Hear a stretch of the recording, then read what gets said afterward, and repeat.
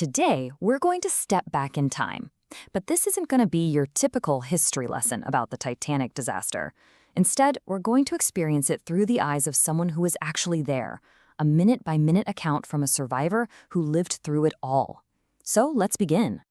You know, it's really hard to wrap your head around just how people felt about the Titanic before it sailed. It wasn't just another ship. To them, it was this incredible monument to what mankind could achieve. And this quote, it just says it all, the unsinkable lifeboat. It's just so chilling to read that now, knowing what we know. It really sets the stage for the tragedy that's about to unfold. So let's go there. Let's put ourselves on the deck of that ship in the hours before everything changed. What was it actually like? Well, according to the person whose story we're following, it was a world of calm, of routine, a world completely, blissfully unaware of what was waiting for them in the dark. Look at this timeline of that last day. It just seems so normal, doesn't it? The morning is filled with luxury, just another day at sea. But then you see that little clue in the afternoon. The temperature drops. A lot. That was the first real sign of the danger ahead. And then the evening. A peaceful hymn sing in the saloon. It's that quiet, peaceful scene that makes the impact at 11:40 p.m. feel so much more violent and sudden. Now this is a really critical detail from our survivor. He could physically feel a change in the hours leading up to the crash, an increased vibration. The ship was pushing harder, going faster. And you have to ask why, right? Well, there was this huge public demand for faster crossings. Speed was everything. And that pressure meant pushing the limits, even with warnings about ice. That little vibration he felt, that was the pulse of the tragedy to come. So what did it actually feel like when this massive ship, pushing for speed, hit an iceberg? Well, from inside the ship, from a passenger's point of view, it wasn't the huge, violent crash you might be imagining. No, it was something much, much weirder, and because of that, much more confusing. Just listen to these words from the survivor. No sense of shock?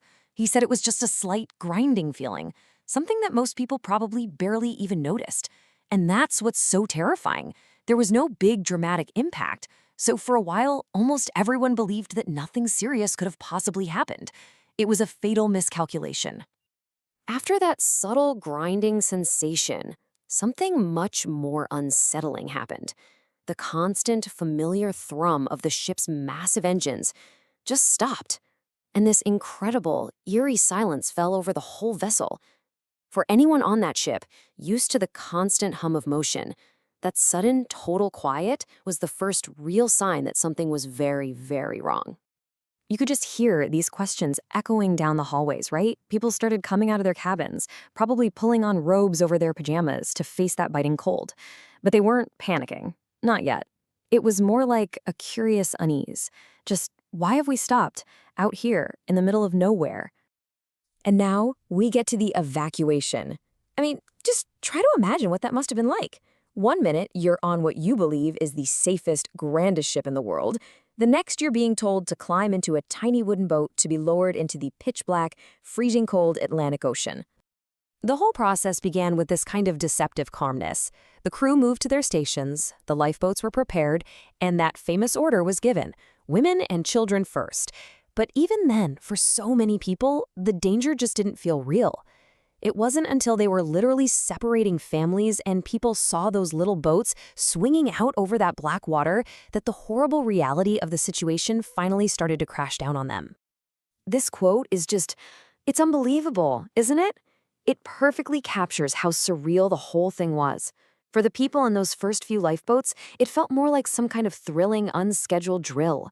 The sound of the new ropes creaking, the officers shouting orders, it was an adventure. The true life-or-death nature of what was happening just hadn't sunk in yet. And to make it all even more surreal, the setting for this absolute horror was hauntingly beautiful. The sea was like a sheet of glass. The sky was perfectly clear, just filled with stars. And that deep, peaceful calm of the natural world created this awful, stark contrast with the human catastrophe that was unfolding right there. It's a dissonance I'm sure the survivors never, ever forgot. Okay, so now the perspective shifts completely. We're in the lifeboat, and from there, our survivor and the others can only watch as the unsinkable ship finally meets its end. What they saw was a spectacle of awe and deep, deep sorrow. From the relative safety of that tiny boat, they watched this floating city, this beacon of light and life, slowly give up its fight with the sea. The ship's massive stern started to rise high up into the air as the bow sank deeper and deeper. It must have been a slow, majestic, and just utterly heartbreaking thing to witness. The engineers on board were heroes. They stayed at their post to keep the power on, to keep the lights burning for as long as possible, to help with the evacuation. But then, in an instant, the ship went completely dark. That plunge into blackness was the final signal. The ship's life was over. The end was here. After the darkness came this sound. And it wasn't one big boom. The survivor describes it as this long, drawn-out, grinding roar. It was the sound of the massive steel structure tearing itself apart under its own impossible weight. A final, agonizing groan before she slid under the waves for good. And then, after the ship was gone, came the most terrible sound of all. The sound of hundreds upon hundreds of people in the freezing water. A wave of human voices, crying out for help. An appeal, as he says, that could never be answered. A sound that would haunt the survivors for the rest of their lives. From that absolute pit of horror, we moved to the desperate hours that came next. The sinking was over, but for the people adrift in a frozen sea, the ordeal was far from finished. All they had left was hope. Just try to picture how incredibly alone they must have felt. Little boats, bobbing in a huge dark ocean. The only things around them were giant icebergs, looking like ghosts in the starlight. They were completely isolated, with absolutely no guarantee that anyone was coming for them. And then, after hours of waiting in the freezing dark, what must have felt like a lifetime, at 3:30 in the morning, someone spotted a single faint light on the horizon. It wasn't a star. It was the first real sign of hope, the first proof that they hadn't been forgotten. And that light, it had a name. It was the RMS Carpathia. As soon as its radio operator got the distress call, the captain turned his ship around and pushed it to its absolute limits, racing through the very same dangerous ice field. It was an incredible act of heroism. Help, miraculously, was on the way. What else is there to say? In that moment, seeing that ship get closer and closer, this simple phrase says everything.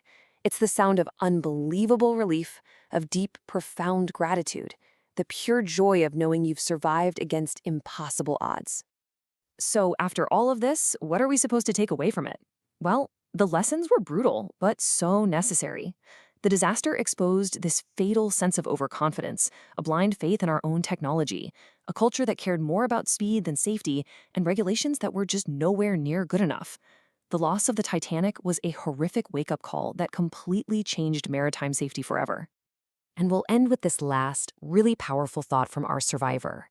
He didn't just point fingers at the captain or the ship's owners. He saw a much bigger problem, a kind of collective thoughtlessness for each other, a flaw in the culture of his time. And the question he leaves us with, a century later, is a heavy one. How much has that really changed?